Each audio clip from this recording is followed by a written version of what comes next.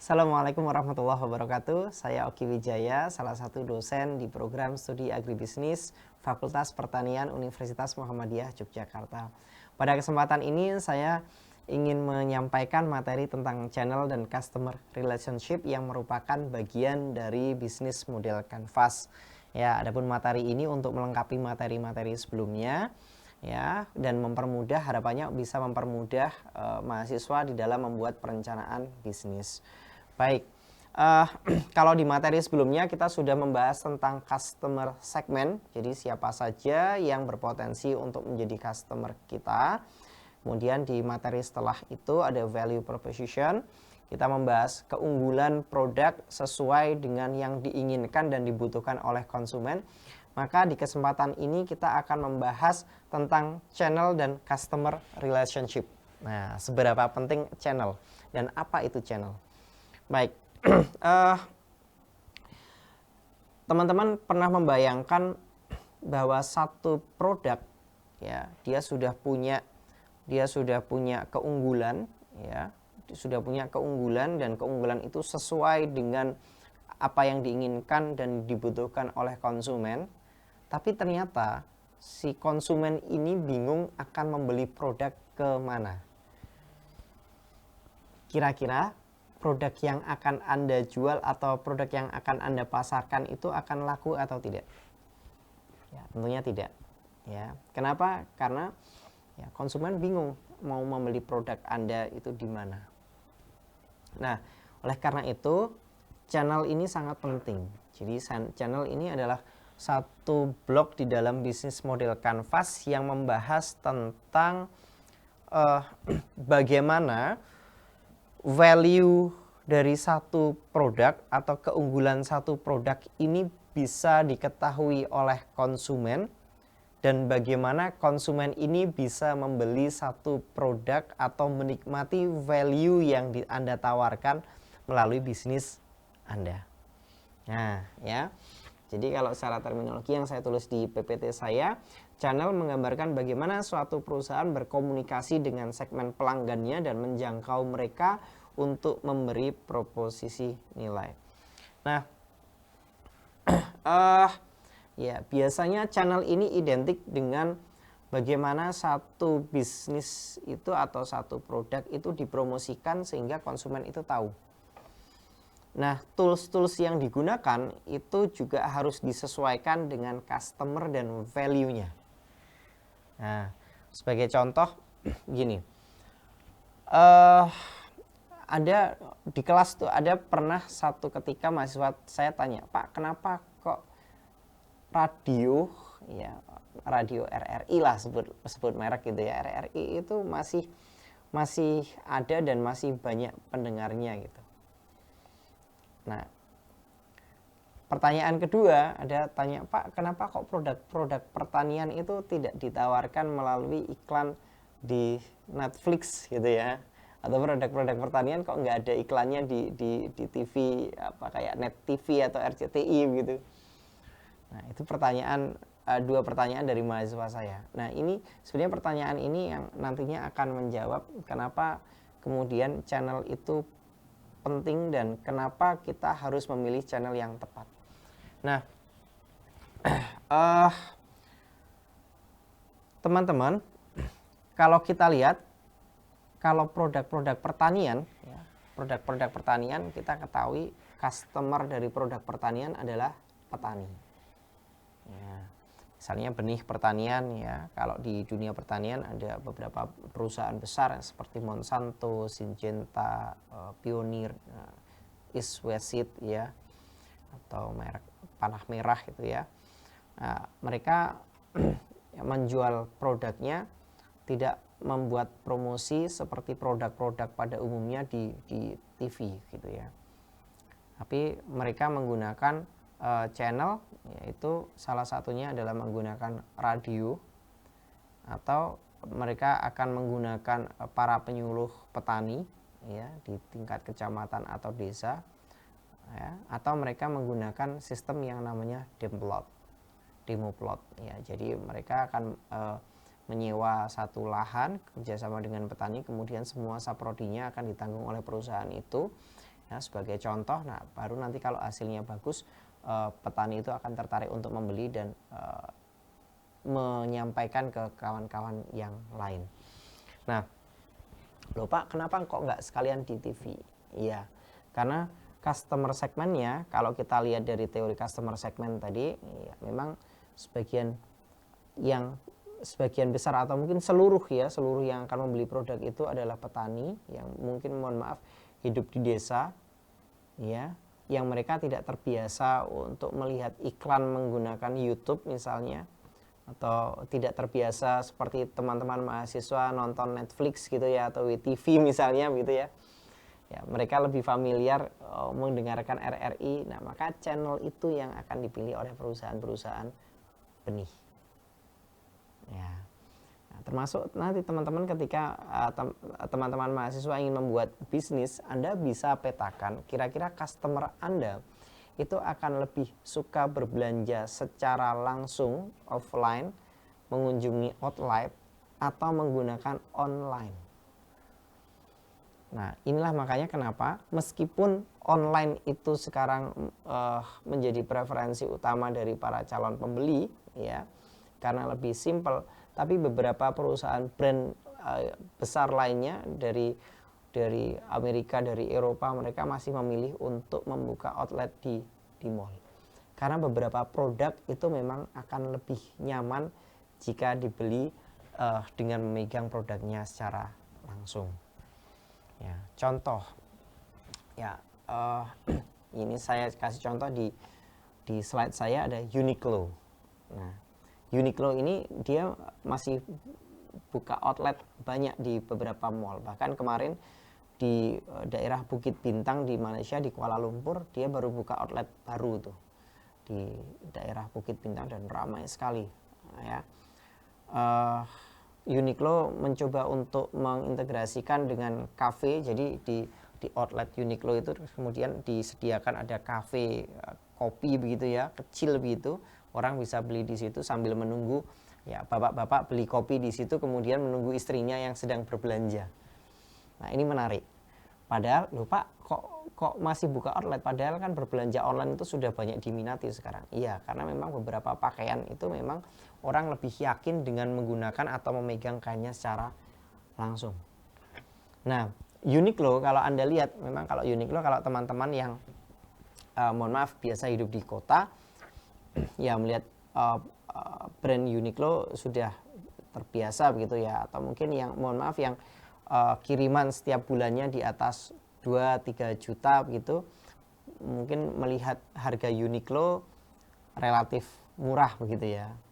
Tapi mohon maaf kalau mungkin teman-teman yang kiriman per bulannya sekitar 500.000 atau mungkin 1 juta ke bawah, melihat harga Uniqlo yang sebagian besar di atas berapa, 400.000 ya, 500.000, ya relatif mahal.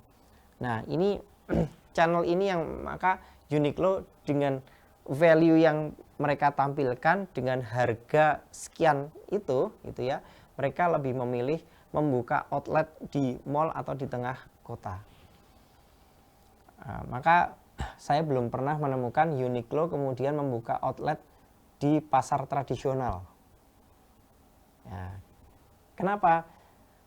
Ya sebetulnya bukan tidak laku ya, tapi relatif sangat kecil yang membeli, sehingga kalau dia harus membangun outlet besar di pasar tradisional gitu ya, itu tidak efektif dan tidak efisien. Segmennya tidak tepat. Tidak tepat. Segmennya ada sendiri ya. Segmennya ada sendiri. Nanti orang yang beli di pasar tradisional ya, misalnya ada di contoh kalau di Malaysia di daerah Serdang itu ada pasar yang dia hanya buka Senin dan Jumat, itu mulai dari pakaian sampai bahan makanan semua ada di situ. Dan itu sangat-sangat murah. Nah, segmennya biasanya ya para mahasiswa Indonesia atau TKI yang ada di sana begitu ya. Itu suka sekali belanja di sana. Nah, segmennya tepat ya. Jadi dia berbelanja di tempat yang tepat. Kenapa? Karena tadi kalau di materi sebelumnya di customer segment kita lihat level income-nya berapa, terus kemudian selera masyarakat di situ bagaimana, kemudian kebiasaan masyarakat yang ada di situ bagaimana. Nah, ini channel. Jadi channel itu sangat menentukan sekali produk Anda akan dibeli atau tidak. Jadi jangan kemudian Anda berpikir, saya punya value Pak, dan value saya ini menurut saya tepat sekali dengan customer yang sudah saya petakan sebelumnya. Tapi kalau Anda memilih channelnya tidak tepat, maka value Anda ini tidak bisa diterima dengan baik oleh si customer. Ya. Nah, kalau sekarang ya biasanya kalau pakaian ibu-ibu itu kecenderungan begini. Beberapa brand besar itu mereka masih membuka outlet di mall ya. Mereka masih membuka outlet di mall.